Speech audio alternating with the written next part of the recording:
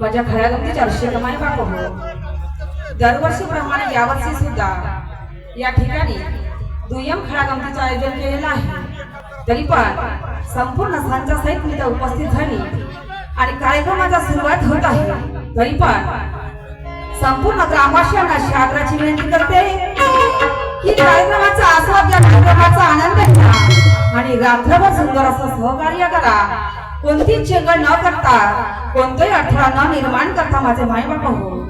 कारण या राष्ट्रीय खडी गंमत म्हणतात आणि या राष्ट्रीय खडी गमतीच्या माध्यमातून नवीन काही शिकायला मिळते, नवीन काही ऐकायला मिळते, नवीन काही पाहायला मिळते।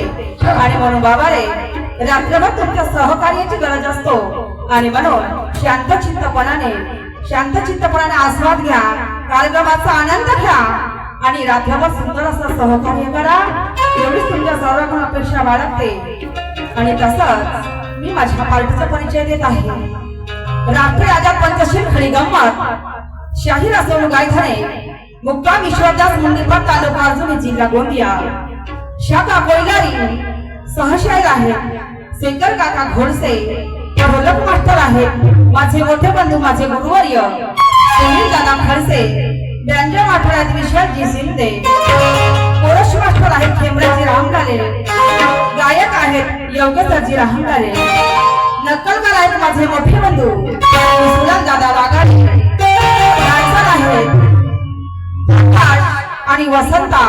या माझ्या पार्टीचा परिचय झाला माझ्या आणि तसंच तथागत गौतम बुद्ध परमपूज्य डॉक्टर बाबा आंबेडकर, कणा कणामध्ये निवास करणारी माता सरस्वती माँ दुर्गा भवानी, संत जनाबाई, संत मीराबाई, संत तुकोजी महाराज, संत कबीर महाराज, संत गाडगे महाराज, लोकशाहीर अण्णाभाऊ साठे, लहुजी साळवे, मानव धर्माचे संस्थापक महान बाबा जमदेवजी आईवाणीचे बाबा हनुमानजी, शाहू महाराज, शिवाजी महाराज, बिरसा मुंडा, या सर्व साधू संतांना, या सर्व थोर पुरुषांना मी नतमस्तक होते आणि तुमच्या सर्वांच्या नतमस्तक होऊन मी माझ्या कार्यक्रमाला सुरुवात करते।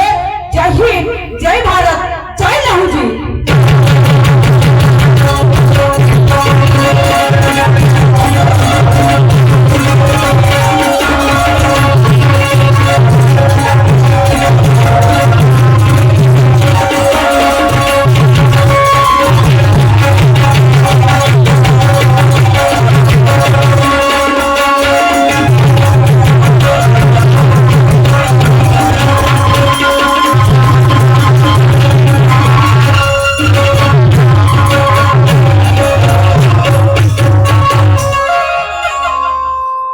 माझे माय बाबा हो, मी काय खूप मोठी गायक नाही, मी काय खूप मोठी कलाकार नाही, मला शाहिरीचा भरपूर काही अनुभव नाही, परंतु शाहिरी माझं घराणं आणि बचपनापासून मला हा कार्यक्रम कलाकारीचा छंद आणि म्हणून शाहिरी माझं घराणं, माझा आजोबा शाहीर, माझे बाबा शाहीर, माझे पप्पा शाहीर आणि म्हणून तो शाहिरीचा रक्त माझ्यामध्ये दरवळतो आणि म्हणून या शाहिराच्या शिवारामध्ये पाडून टाकलं।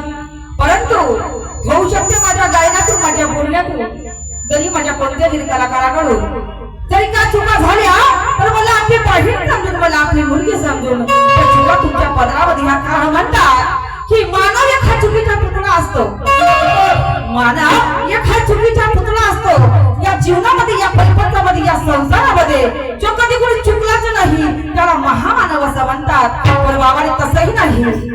चुका होणे हेही गरजेचं आहे, चुका होणे हेही गरजेचं आहे. जोपर्यंत या जीवनामध्ये, या परिपत्रामध्ये, या संसारामध्ये चुका होणार नाही, समोरची चालना कधी मिळणार नाही. परंतु वारंवार चुका न होता त्या सरता शेवटी त्या चुका माझ्या निदर्शनामध्ये आणून द्यावं की जेणेकरून माझ्यामध्ये काही सुधारणा होऊ शकेल. आणि म्हणून त्या परमेश्वराला, भगवंताला मी प्रार्थना करते, ऐका मला म्हणायचं.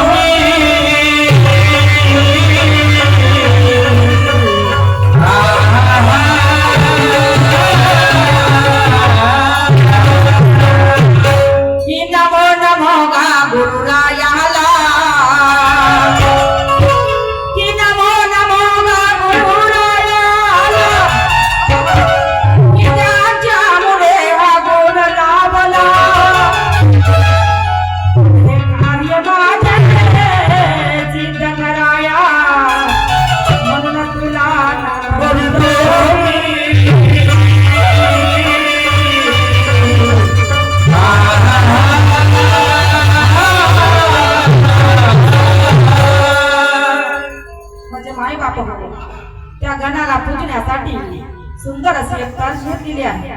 लक्षपूर्वक ऐका.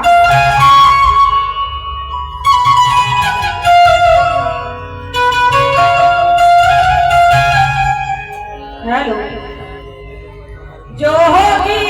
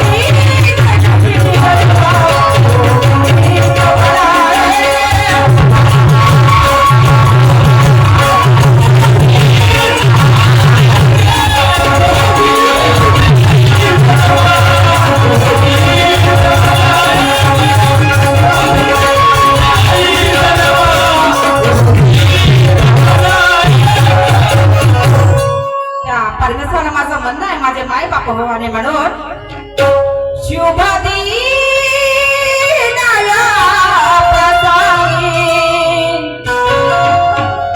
शुभ दिनाया प्रसंगी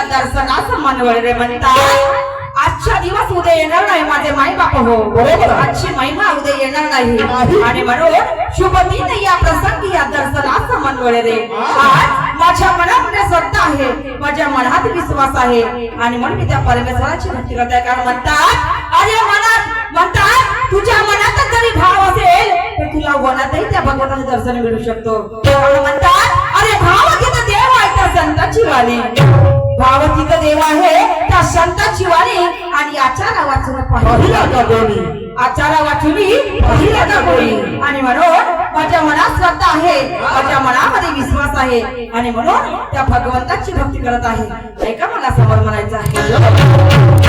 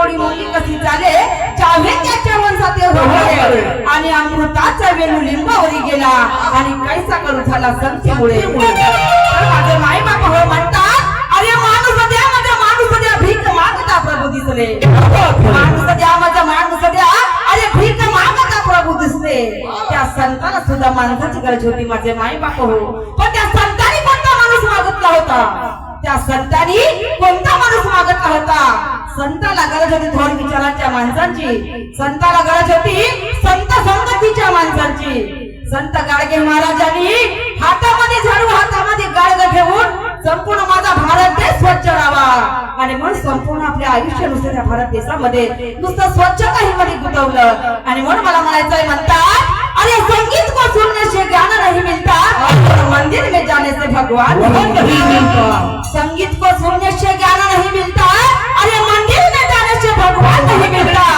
ये पत्थर तो इसलिए पूजते हैं लोग ये पत्थर तो इसलिए पूजते हैं लोग क्योंकि भरोसे के लायक कोई इंसान नहीं मिलता भरोसे के लायक कोई इंसान नहीं मिलता ऐका मला समोर म्हणायचं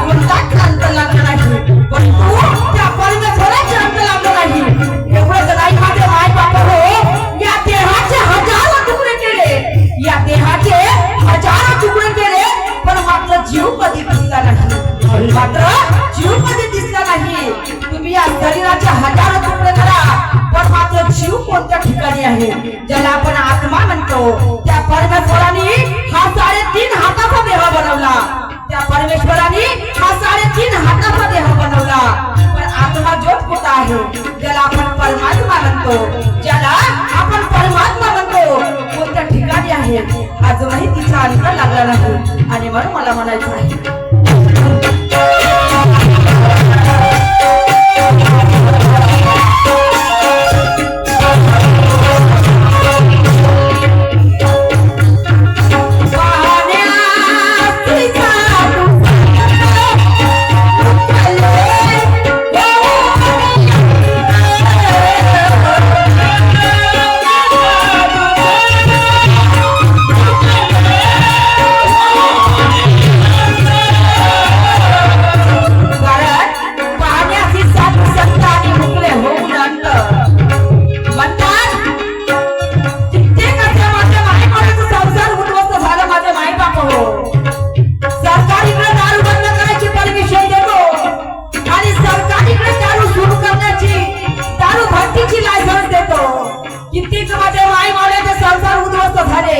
कित्येक बिचारे गोर गरिबांच्या मुली कोणा श्रीमंताच्या मुली नुसत्या दारूच्या व्यसनामुळं नुसत्या कोणा सत्य जीवनाच्या व्यसनामुळं आजही तिच्या माहितीचा संसार उद्ध्वस्त झालेला आहे आणि मनोहर म्हणतात दारू विकणाऱ्याची बायको त्या पैशाच्या गतीवर बसते दारू विकणाऱ्याची बायको त्या पैशाच्या गतीवर बसते आणि या दारू पिणाऱ्याची बायको रस्त्याने भीक मागत दिसते दारू पिणाऱ्याची बायको या रस्त्याने भीक मागत दिसते काय वास्तविकता आहे माझे माय बाप हो आणि म्हणून प्रत्येक गावोगाव ठिकाणी दारू बंद झालेली आहे.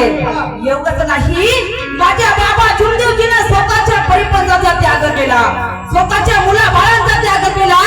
एक नाम एक चित्त एक लक्ष्य करून एका भगवंताची प्राप्ती केली. रस्त्याचा दारूचा बेवडा जरी असेल तर आजही त्या संत संगतीमध्ये जातो, आजही त्या माझ्या भगवंताच्या चर्चा बैठक मध्ये जातो आणि स्वाभिमानाने जीवन जगतो. हे पुण्य आहे कुणाची? त्या माझ्या बाबा चुंदेवजीची. आणि म्हणून मला म्हणायचं आहे, दारू विकणाऱ्याची बायको त्या पैशाच्या गतीवर बसतो आणि ह्या दारू पिणाऱ्याची बायको रस्त्याने भीक मागत दिसतो. काही वास्तविकता माझ्या माई बापू आणि म्हणून या शरीराला संत सांगतात, नाशिवंत या मडक्याला तुम्ही ठेवावे जपून. शरीर एका नाशिवंत आहे माझे माई बापू म्हणतात, नाशिवंत या मडक्याला तुम्ही ठेवावे जपून.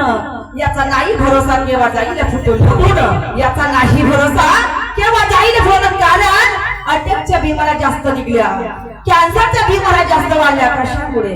नुसत्या ह्या व्यसनामुळे, नुसत्या ह्या दारूमुळे. कॅन्सर जो कोणी काही निर्व्यसनी जरी असेल त्यालाही कॅन्सर होतो. पण म्हणतात हा जीवन वारंवार मिळणार नाही, हा देह वारंवार मिळणार नाही. आणि म्हणून या माझ्या तरुण बांधवांना, या माझ्या माई मुलांना अशी 10 बोटाची मला विनंती आहे, जीवनाचं साध्य करायचं आहे तर जीवनाचं साध्य संत संगतीच्या माणसाचा विचार करा. पुरुषांचे विचार आपल्या मनात असायला पाहिजे. ऐका मला म्हणायचं आहे,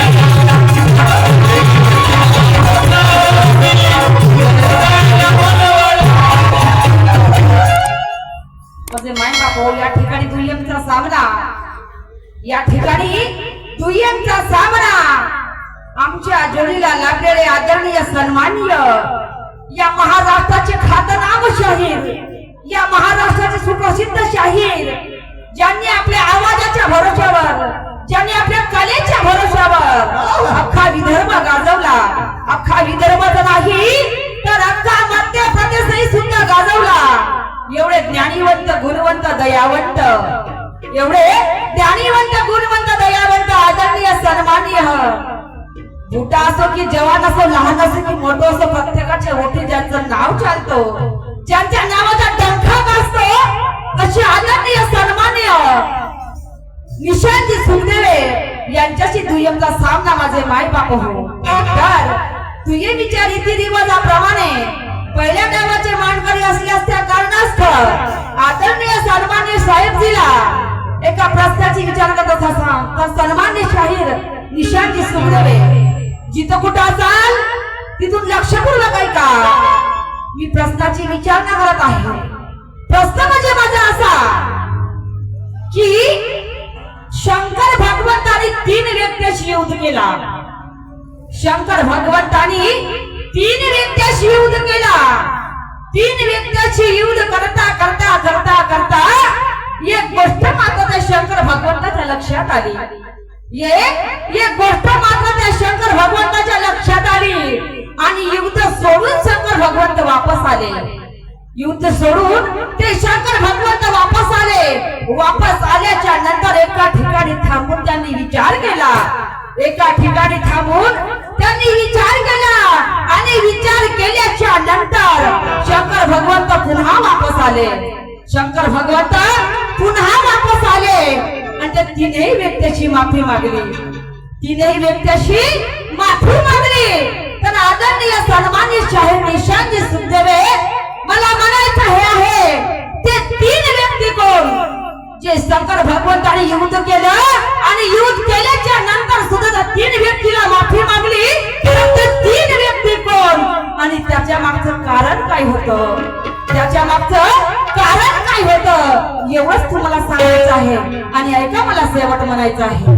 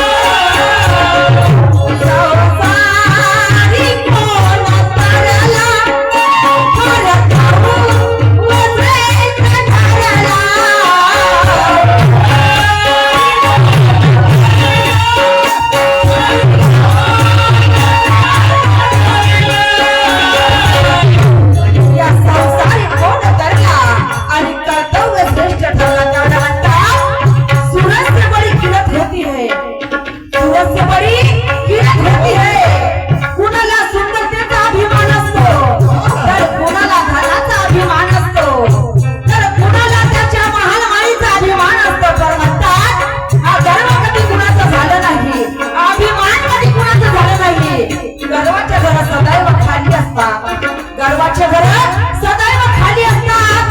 तर मला म्हणायचं आहे माझे माई बाप हो, तुम्हाला जरी कोणाचं चांगलं करता येत नसेल तर कोणाचं वाईट करणं हे तुमचं कर्तव्य नाही. तुम्हाला जरी कोणाचं चांगलं करता येत नसेल तर कुणाचं वाईट करून घेणे हेही तुमचं कर्तव्य नाही. तुमचं जरी कर्म जरी चांगले असेल, तुमचे कर्तव्य जरी चांगले असेल तर तुमचं शेवटही चांगलं झाल्याशिवाय राहणार नाही. तुमचं असो किंवा माझं असो किंवा माझा बाप असो. आणि म्हणून आमचे कर्म चांगलं असायला पाहिजे तर आमचं शेवटही चांगलं झाल्याशिवाय राहणार नाही. आणि म्हणून मला म्हणायचं आहे